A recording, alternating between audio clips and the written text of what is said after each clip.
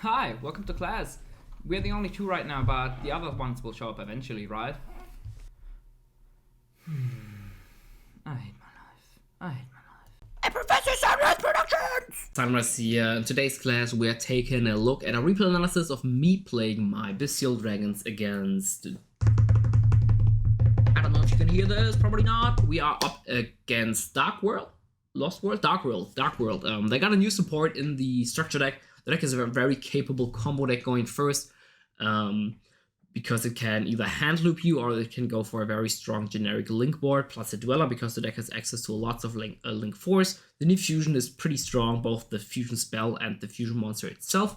So it's definitely a very capable deck in a vacuum. It has lots of weaknesses. Most importantly, it can completely get shit on by Droll, and they play Dark, so Bystial can stop them quite effectively at a few choke points. So yeah, without further ado, don't forget to like and subscribe. Leave some feedback down in the comment section below. And also, I've been playing a lot of Teamfight Tactics the last few days, so this is why there was not a lot of content. So if you want to see some videos on that, definitely let me know. I love the game. I've been playing it for basically set 1 all the way since, on and off of course, but I've played it basically the whole time. So yeah, if you want to see some of that, definitely let me know. So without further ado, let's get right into that replay. So here we are in the replay. We are up against Kittle Ducks, who's at 518 rating. By the way, I'm only at 300-ish rating, which is why I had a lot of trouble finding actual good gameplay for you guys to give, because I've just not felt the game so much to play. So getting into good opponents and having good matchups was very unlikely for me. And I had a lot of trouble getting good replays, but now I got some for you. So opponent won the rock, paper, scissors. There are Gamma, Desires, Salamander Catalyzer, which is a very cool card. It discards 1 Fiend and special summon itself in this deck, so you can trigger alternative discards and get a free level 4 body on the field. 1 Grapher and Dark World Ascension, which is the fusion spell. So they start out with the Desires.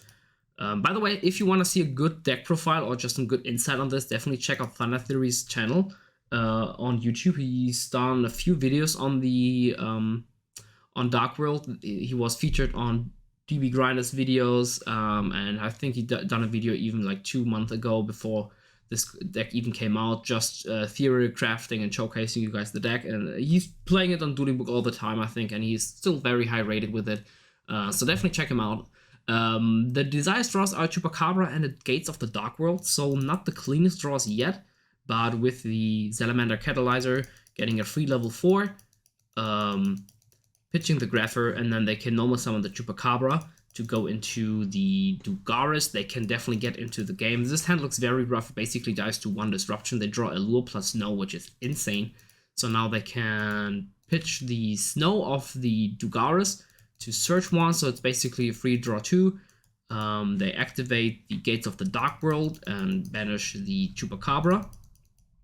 And to discard Rainbow and to draw Dark World Ascension, which is not the cleanest draw. Now they summon, use Rainbow to search Grapher, and then they activate Allure, banish Genta because it's banished, while there's a Gates of the Dark World on the field, can special summon it for free. Also one of the new cards, very strong card. You can pitch itself to search Gates of the Dark World. Super strong card. We think on reds here, we want to use the Drew's Worm on the Grapher, I think, so they cannot bounce it. They chain the Dark World Ascension. We chain our Magnum, which this was planned, so we just wanted to resolve the Magnum. Banish the Grapher. We probably should have banished the Rainbow because we knew they had a Grapher, or just wait for that whole line of play. But them having 2 Graphers basically makes it super hard for us to get into this game. Because once you have a Rainbow and a Grapher in the graveyard, you basically get infinite value of any Dark World you get on the field. It is so disgusting. So you have to resolve the fusion correctly because the opponent forgot to activate the things in the hand. So they use their Grapher and they use their Rainbow or their Snow, I can't remember, to pop our Magnum with the Grapher, and they get to search 1. I think it was Snow.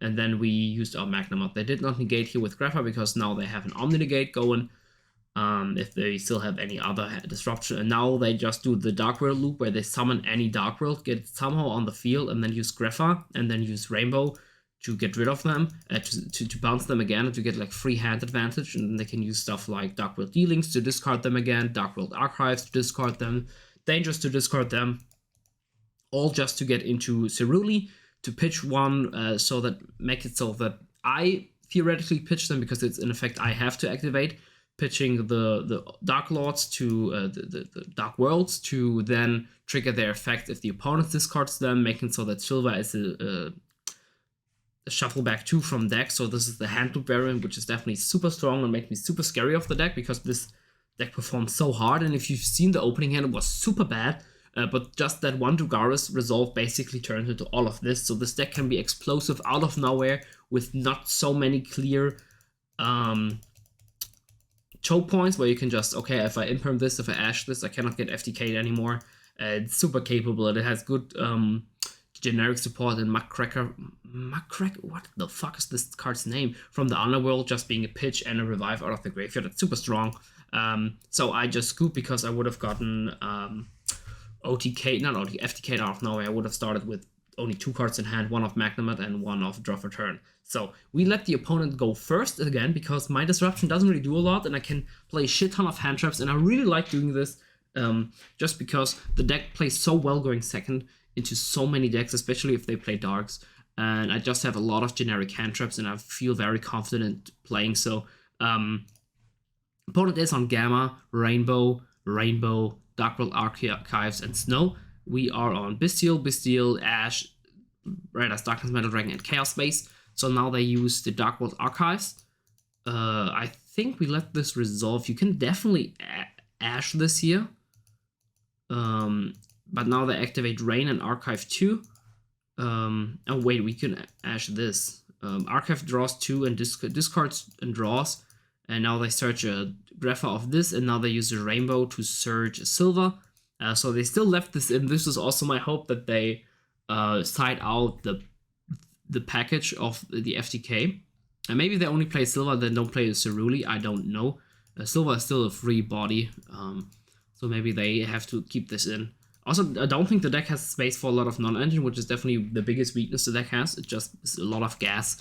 So if there's any Scythe locking decks in the format or something like that, it can be really hard to play this deck. So here we use the Druze Worm and the Saronia on the Rainbows to banish them, so they cannot get their loop going. The opener was quite weak on them. Normal summoning is no like that. Using Archives, it showcased that the hand was kind of bad, and then now they have a Grapher in hand, a Silver, so these 2 cards are completely dead for now. And they have 3 unknowns, and I still have an Ash. So here they Allure. You could Ash this, arguably, but I was feeling too unsafe about that.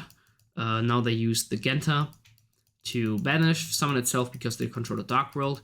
And now they go into Dugaris, which is probably the safest Ash in the universe. We Ash this, and they just have that Allure going for them. So they Allure draw.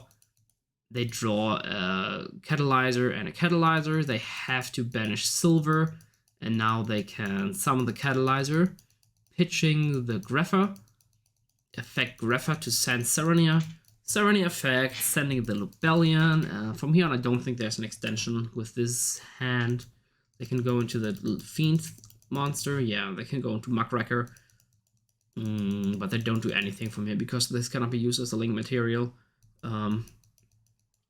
They summon, they try to summon Genta, which they cannot do because it can only be special summoned once. So they summon the Snow, and then they summon the Grapher with this Snow still in hand. So now they have some very decent follow-up for next turn. But we have a pretty decent hand ourselves, so I'm not too scared. We didn't send Lubellion, of course, because we had Lubellion in our hand with Chaos Space and Red as Darkness Metal Dragon.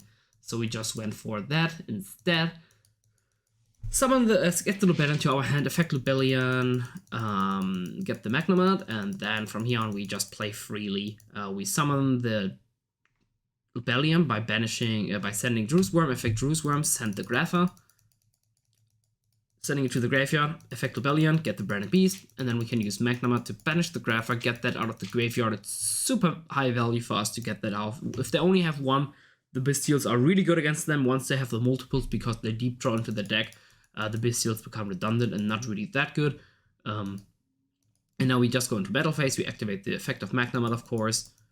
Deal a shit ton of damage. Effect Branded Beast in the main phase 2 to pop the archives, because it's very annoying and we want to use the effect in next turn as well. Branded Beast in end phase, get the Branded Regain, and then we get the Druze Worm. So we have basically the full Bystial engine going, and it's gonna be very hard for us to win at this, to lose at this point. They draw another Snow, not the cleanest draw, but the Catalyzer can really help.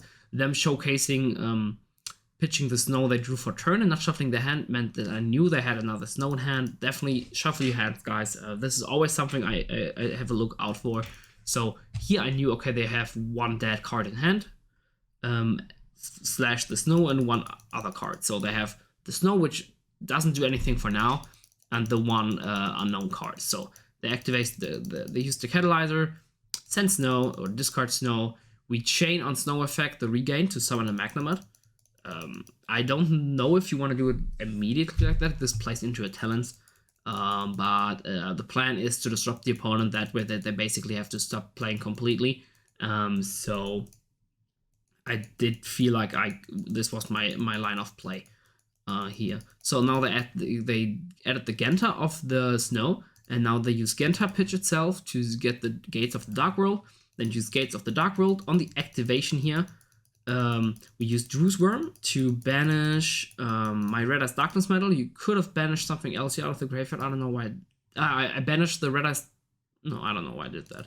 Oh yeah, I banished that because of Regained. So yeah, we banished that for Regained. Draw one, we draw a Veiler, which is insane. And now we can just make them play. We could argue that you want to use the Gates of the Dark World, not want them to use that, but I'd rather, because I don't think they have anything to stop that, I'd rather just use my Branded Beast in response to that, so the Genta gets banished and it is in the banished part and it cannot get out of there, which is definitely one of the few graveyard resources that I cast next to the Grapha and the Rainbow. So getting one of them out for free is definitely very beneficial for us. So Branded Beast, pop that on Rast Druze Worm, pop the Salamander Catalyzer, and now they cannot play whatsoever. Game 3, we are forced to go second. Let's take a sip of tea. Opening hand is completely insane. We have Veiler, Lubellion, Serenium, Magnamod, Imperm. Opponent is on Catalyzer, Gates, Allure, Gates, and Dark World Ascensions. So, oh my god, they actually blind Allure here, banishing a Rainbow. And they basically have to pass. But honestly, no matter what they've done here, we have 4 disruptions against them. I don't think there's a way this deck can play around that. But this is definitely something which can happen to the deck. If you think you have 3 Gates of the Dark World, you have 3 to 2 Dark World Ascensions. So these are already 6 cards which don't do anything. Then you have stuff like that which only does something if you have basically a danger slash a Dark World. So stuff like that can definitely happen. Here we activate Lubellion. Pitching itself, adding the Magnamod. No, was it a Magnamod? I think it was a Druze Worm, yeah. Magnamod effect for the end phase search. We normal summon Veiler. We link into Dark here. Effect Serenia on the Veiler. Perfect. Now, we probably should have... No, this is the correct thing. You could argue that you want to play differently here.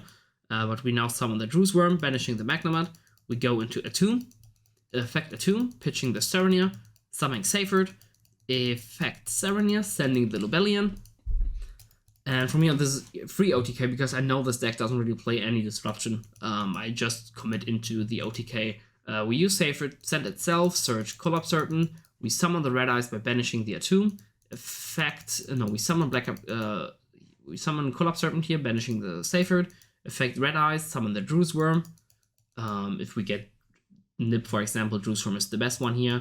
And we just go into Unicorn, effect Collapse Certain, search Wyver Burster, and then we summon the Lubellion, effect Lubellion, get the Branded Beast, summon Wyver Burster, banish the Collapse Certain, and from here on we go into Access Code, effect Access Code, target the Unicorn, and we go battle phase, and we just attack for game.